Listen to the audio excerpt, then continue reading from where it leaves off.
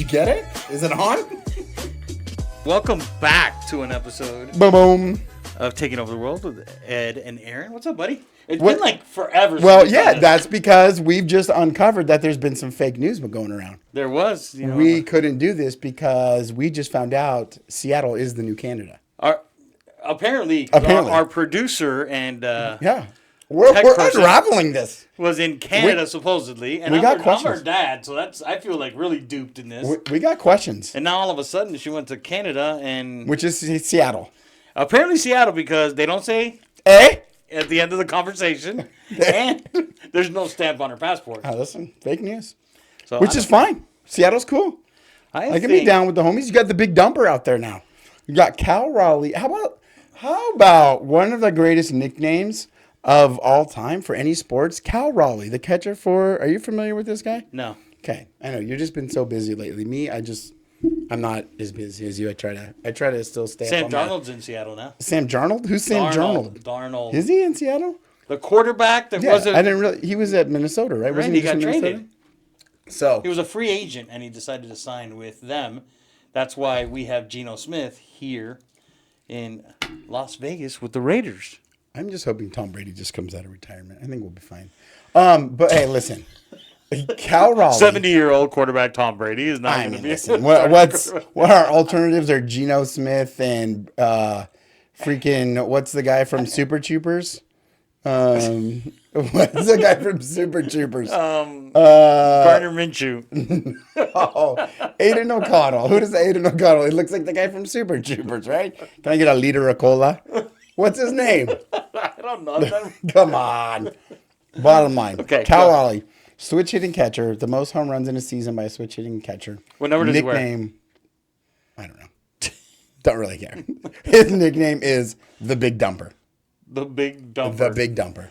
Is that because he goes to the bathroom often? It's either that or he just dumps all over the ball. I don't know. Oh, he's a stud muffin. But they just traded, the Diamondbacks traded their starting third baseman and starting first baseman to Seattle. And for the Big Dumper? No, the Big Dumper stayed. Seattle's making a push. But Josh Naylor and Cal Raleigh were talking, and Cal Raleigh said, I think if he hit if he had three consecutive games of the home run, he could take on the nickname of the Little Dumper. Really? So things are brewing in Seattle. Things are brewing. So that's Amanda's hometown the now. The Diamondbacks gave up a bunch of people. Diamondback, we sold. I don't. See, the Marlins don't need to sell. They've already sold. They got nothing to sell. They're a minor league team just playing in the majors. I did feel like, and I read some articles on it, and I felt like this trade season there was a lot of MLB players on the move. There was a ton. I felt like it, but then I saw some articles like it wasn't even as many as. But New York picked up like 5 guys at the last minute. The Yankees did. You know what was weird though? I don't know. Tell me. The Hall of Fame speech.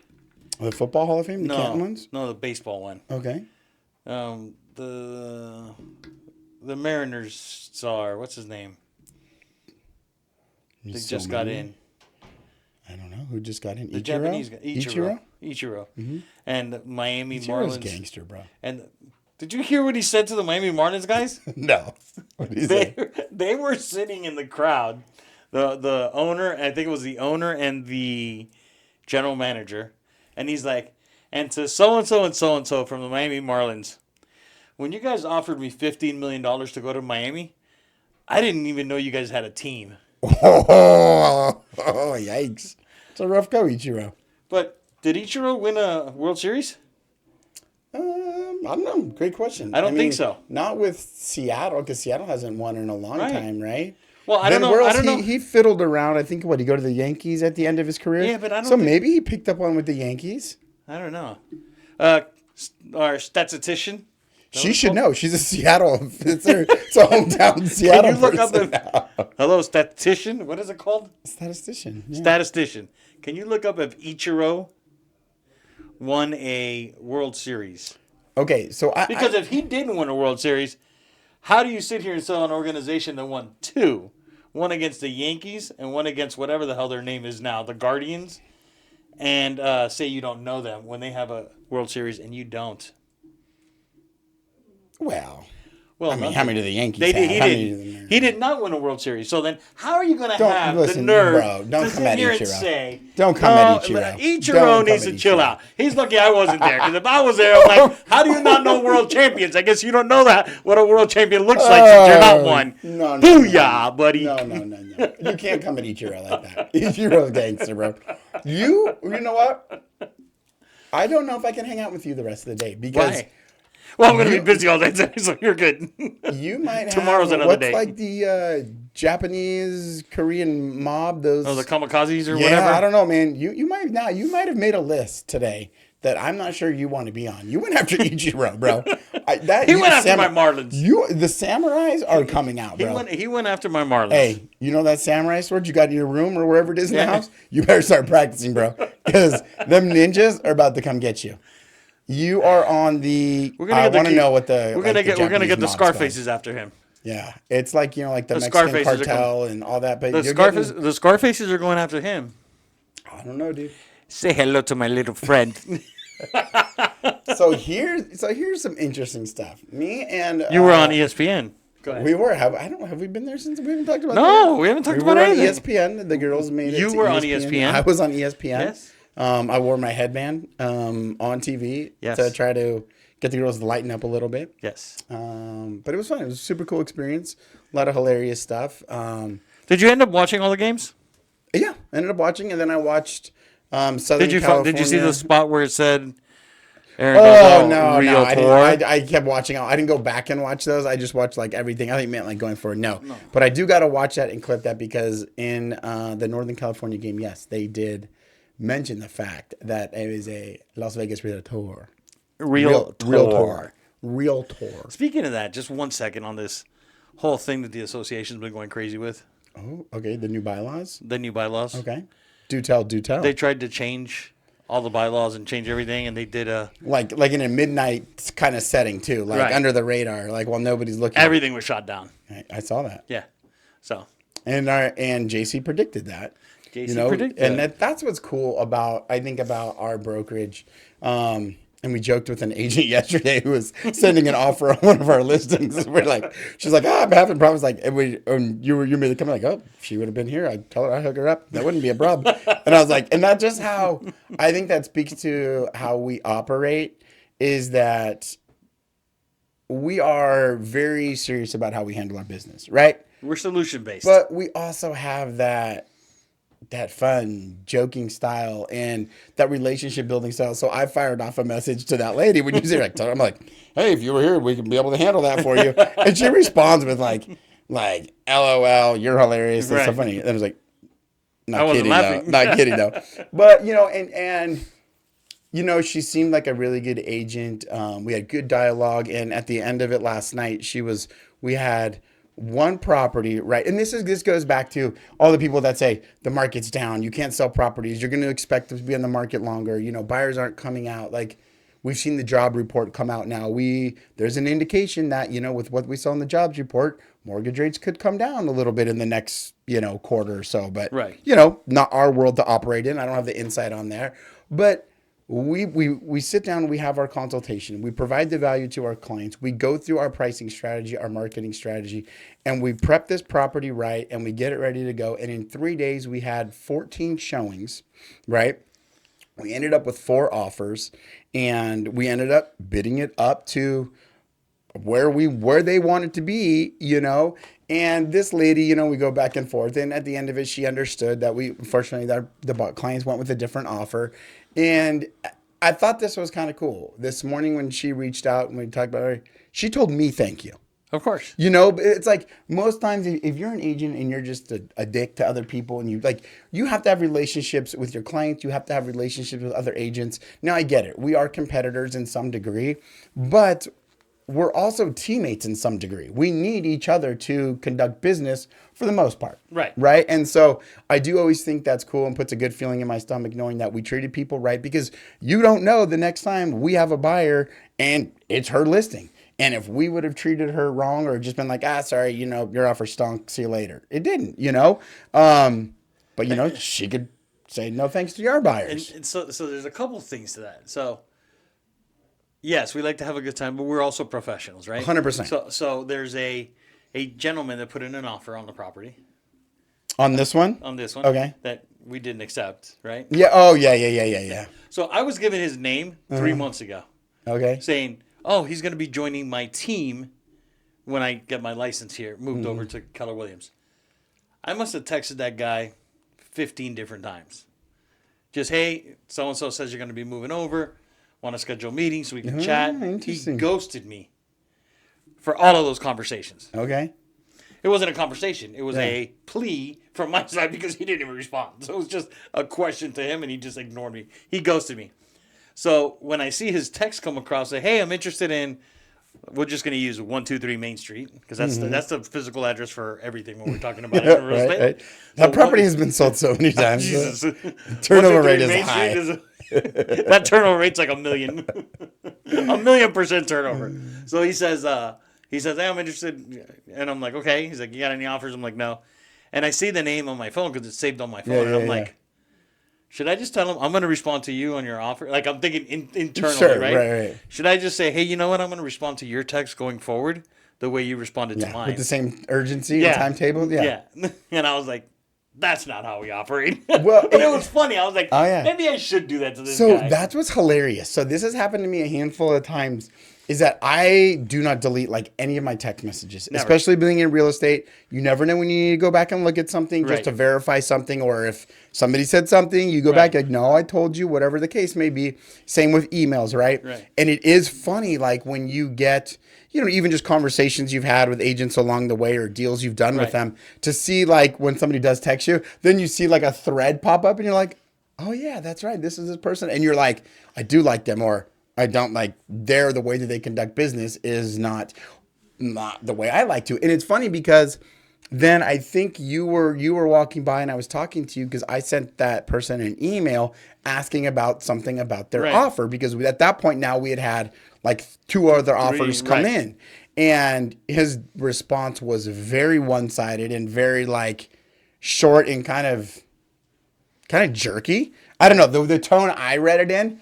And I didn't know any of this, so it's not like I had any preconceived notions. This is the first time I knew this. Yeah, this is the first time. But the way that he wrote it, I looked at it, I was like, oh, okay, bro, get off your high horse. Like, you're right now out of 3 offers, you're sitting in position 3, and it's not even close, and you're going to come at me with this little snappy dude kind of thing? He told me that's not getting you anywhere. He texted me last night. He's like,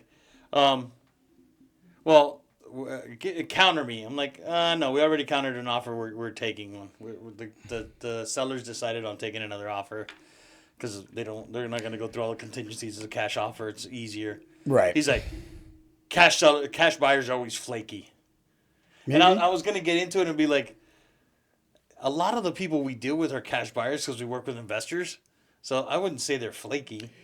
But I was like, you know what? I'm not even going to get into it. I'm like, you know what? I'll just keep you in mind in case something happens. Yeah, and it's one of those times that you catch yourself with the perfect opportunity to be super passive aggressive, and you just got to be like, should I be the bigger person, or what kind of day am I having today? I feel like it's like one of those days when Scam Likely calls. It's like, what kind of day are we having? Do I need to take out my aggression on somebody? Am I in a jovial mood where we can have a hilarious conversation? Well, I worked all weekend, Saturday and Sunday. Okay, look at you. Hey, listen. I also worked Sunday. So I know you did. I know that was wild. That was wild. I put that on my calendar too, just so Mercy would see that I was doing it, because I didn't want to text her. I was gonna text with like a dumb question and be like, "Hey, like lockboxes work on Sunday, right?" Like obviously I know they do, just so she knew I was working. So she, that lady, she's not my ass, right? So I gotta let her know I gotta let her know every once in a while. I work on the weekend too. So when you say that we consult, right? That's what I was doing Saturday. So Saturday I had a consultation with a buyer who was going to list their property in July. Okay. And they told me, hey, we're going to list our property because we're moving to Mexico. We're going to be citizens in Mexico there. We just got to put in our paperwork. It's going to get approved. No problem. Like, why don't we not put your house on the market right now? How about we wait? He goes, no, for sure it's going to happen. I'm like, okay. Because I met with him at end of June. I'm like, you know what? 3 weeks for you to get approved. Not a big deal. We'll address it. He's like, okay, I'll call you as soon as I get it done. All right. I went out of town in July. When I got back that weekend, I'm so good at putting stuff on my calendar. Mm-hmm. I saw an address pull up. Not even an address, it's a street name, and I didn't know what the hell the street name was. Those are like the reminders that pop. You're like, huh. Interesting. I was like, I saw it pop up because I got in town Thursday. Friday, I was at Mount Charleston for our ALC retreat, and Saturday morning, a thing pops up, and I'm like, yeah, I got no clue. I got nothing here. I'm like, if it's an appointment, someone's going to call me because I know I screwed that one up. So I ended up not doing anything. And then like 2 days later, like Monday or Tuesday, I was like, oh, now I know what it is. Got it. Most random thoughts. That's the Pinky and the Brain style right there, right? So I text him a message, and I'm like, hey, what's going on? I didn't hear from you this weekend because he was supposed to get in touch with me. And he says, oh, the embassy didn't approve our visa. Because apparently there's a feud between Mexico and the United States. So they're not approving American citizens to stay in Mexico. Interesting. So I was like, okay, great. He says, but I still want to talk to you about something. Okay. And I'm like, all right. So I scheduled it out for this weekend that just passed. And I go meet him and his wife, and we sit and talk, an older couple, retired. And they're telling me about now they're not sure what they're going to do, and they want to get another type of house and still sell their house and then buy something else possibly, and all this rigmarole they want done. Right. And I'm like, okay, let's plan this out for you. So I come up with a strategy, like this is what we're going to do, this is what we're going to do. And they're like, that's why we chose you, because you have a strategy. It's not just like, hey, sell your house. It's okay, this is what we're going to do. This is where we want to look. They're going out of town for a couple of weeks, so when they get back, they're going to let me know. And then I said, well, before we even put your house on the market, let's look at a couple things maybe that would fit what you're looking to buy. Right. And let's go look at stuff. And they're like, you'll do that? I'm like, yeah, let's figure out what the plan is, and then we'll move forward with the plan after that. And then that afternoon, I get a text message from an agent who was going to leave our brokerage and go somewhere else. And after talking to him, I got really to what he was looking to do. And he sends me a text. He's like, hey, where can I find training videos on our website? Oh, right. I saw you post about that or something. So I'm like, okay, go here. We have an agent portal that has videos and stuff. I'm like, go there, and there's where your trainings are. So I'm like, okay, so I'm actually consulting in everything I do. Yes. Whether it's the real estate business, whether it's the recruiting business, whether it's the training of agents, it's all consulting. Yeah. That is what we're doing. 100%. But that's how we look at it, right? We don't look at it as, I'm just a salesperson. I'm just here to sell your house, or I'm just here to make a commission. I'm here to consult you. And sometimes your best option is not selling today. 100%. 100%. And I think that goes down to, again, you look at the people in the industry and you look at all the numbers of, amount of first-year agents that don't make it, or the average transactions per agent, being 1 or 2 or whatever per year. I think it goes back to that to your point, is that there are so many agents that think this is just an easy cakewalk money printing business that you can get your license and go in and just sell. And that's all you do, right? But it's being full-time. It's being up on the knowledge, knowing how to negotiate, knowing how to understand somebody's why. And I think that is the biggest thing that we sit down and do, is that we got to understand the why. What's the motivation? Why are you selling? What happens if you don't sell? Why are you buying? What's the time frame? What happens if you don't buy in August, right? And when we do that, it makes the job so much easier on the back end. You see like some of these agents that post things like, oh, on my 50th showing for these buyers. But that's because you didn't do your job. If you were showing that many houses, you suck at your job. Right? Could you imagine like being in, let's just say you're in the finance industry and you're in banking, and somebody comes into you and you're like, you're giving the CEO of the company the numbers, and it takes you 50 tries to get them the right numbers. Like, you are fired. Yeah. No, you are fired. Yeah.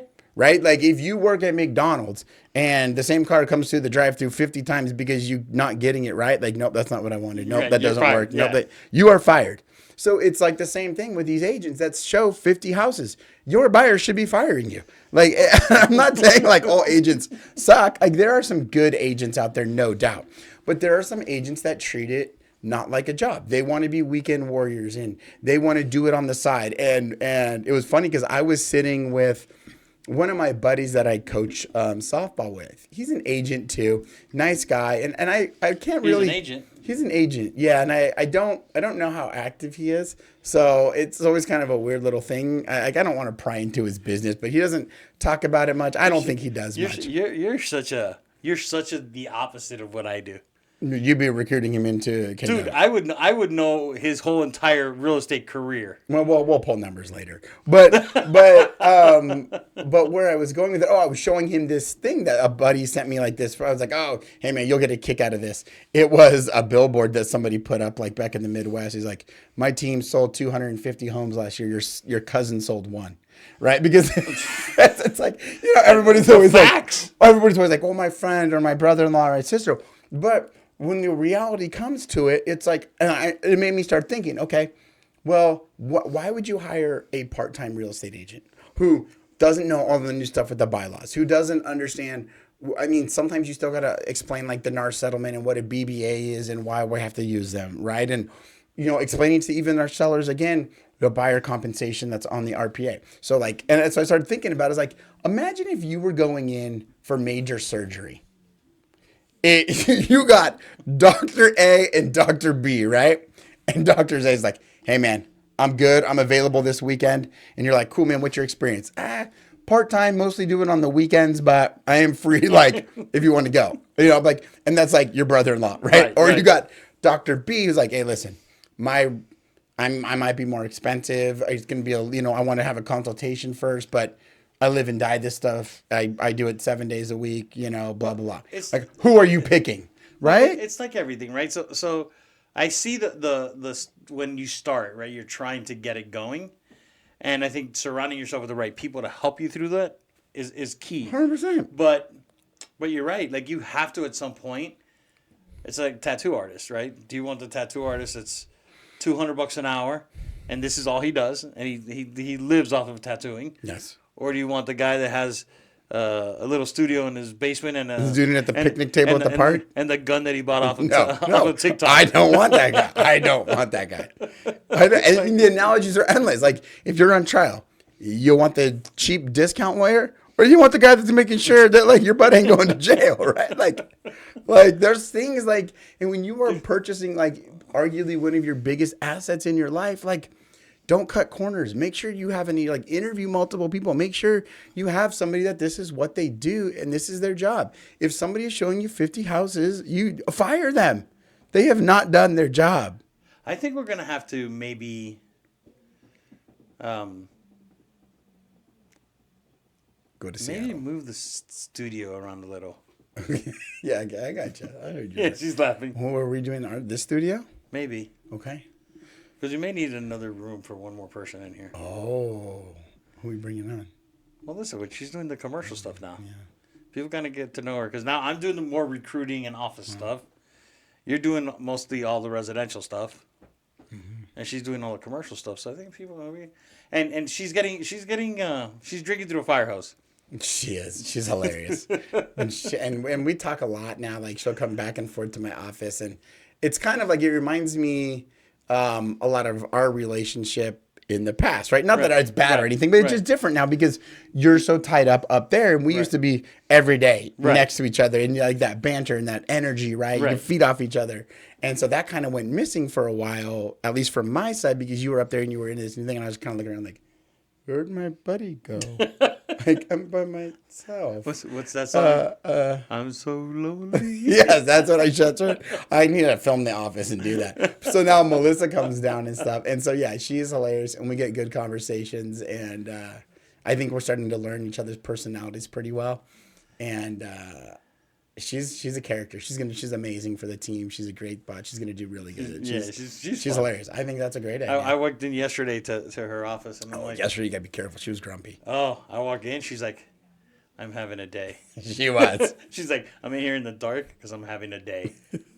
And then I'm like, it's okay because I'm having a day. So we can have a day together. Well, then she's going above and beyond for some clients. She's working on filling their pool and stuff while they're gone. And she comes in when she was telling me she's leaving. She's like, hey, I'm out. I'm like, yeah, go do it, girl. Right? She's like, I think I'm going to go turn the hose on, though, and fill it up. And I'll come check out in the morning. And I'm just like my anxiety's going to like a 12. I'm like, you can leave the hose on all right? She's like, I've done it. Like, you know, like I know how to do it and operate. I'm like, all right.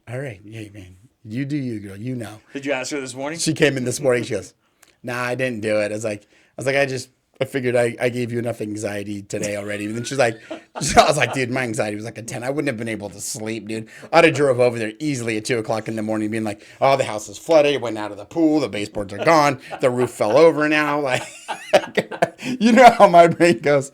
And she goes, yeah, just remember to remind me later too that I got to go back over. I'm like, why you got to put that on me? Now my brain all day is going to have anxiety thinking like, I got to remind you about this. Oh, she goes, I just figured I'd mess with you all day. I'm just like, you're going to fit in really well here. I had a guy yesterday. It's in our brokerage. He's in our brokerage. He works with us. He went to the meeting on Friday for the AI training. Which is awesome. Yeah. It was amazing. So he comes up and I talked to him yesterday. He goes, oh my God. Like there's so much. I'm like, dude, if I would have seen you walk into the class, I would have told you you have a 5-minute limit to be in that classroom. He's like, why? I'm like, because it's a hindrance to have you there for an hour and a half and then talk about 9 different AIs. He's like, why? I'm like, because look how you are now. Now you don't know where to start. So, you know, you can only have one and then you pull out of the class because you cannot focus if there's that many. I will tell you what, that I haven't been to a lot of the trainings anymore, you know, because I don't want to be the class hopper and stuff. And obviously we're back in a lot of the team meetings, obviously mostly to support you. And the meetings, the way the dynamic has shifted, like super important to be at, right? But that AI meeting, like, dude, it was like Christmas morning to me. I was just like, oh my God, I was like geeking out. Like, I am not that good with it. I like to think I am, but like, I am not even scratching the surface. And I'm aware of that.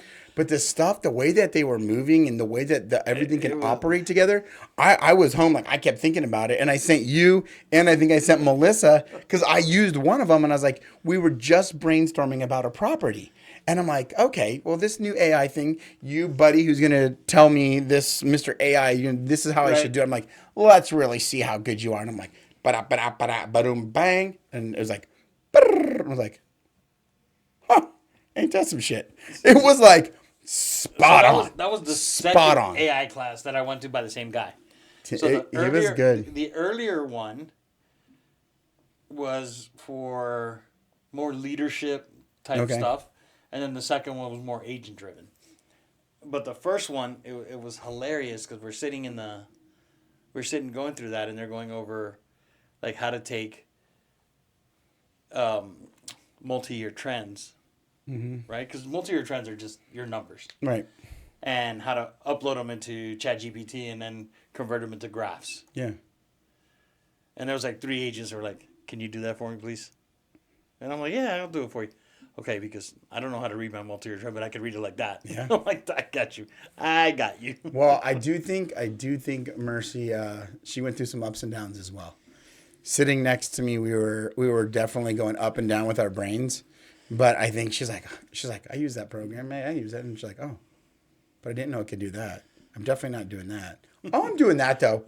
Oh, but I'm not doing that. I'm not doing that. And I think even her brain was just like, oh shit, there's so much more we can do with some of these programs. Some of them that we already use, like that we're like, oh my gosh, like as we start to kind of, as we got kind of this 3-headed monster between team leader, commercial, residential, and trying to grow and expand, dude, some of these things that they were showing, and that was the one program that they were talking about where we were both kind of looking at each other like, oh damn. There's so much organizational benefits coming from these things that it really is pretty next level. So we're going to have one more week, I think, where it's going to be kind of awkward. Because I'll be out of town all next week in San Antonio. You going back to Texas? I've been in Texas. I've been in Texas 3 times this year. Bro. Is Mega Camp this? Oh, Mega Camp's coming up, huh? You know who else is going to be at Mega Camp? Who? My company that I told you about that you shot down relatively quickly. Oh yeah, they're gonna be there. Yeah, I shot them down. At least check them out. I'm curious about that other one though. The Have you downloaded it? No, and the only reason I didn't is because the importing of contacts, which I don't have a problem doing, I just didn't know if I could sign up for it because then they said they could do like upload the CSV file. I got the guy's. I didn't know if it had email. Okay. I just sent him everything. So then I might do it today. So because I have the free code for 30 days. Okay. If you're looking for a new AI software, it's called Walt AI. Bro, why you for sales? It's not called that. He was just kidding. Don't use it. Just call us. Well, DM me and I'll show you how to get it free for 30 days. We have to get it. Now we got to get him sponsored. No free ads. We'll give Mike sponsors. No free ads. All right, brother. Have a great week, and we'll see you after Mega Camp. Okay.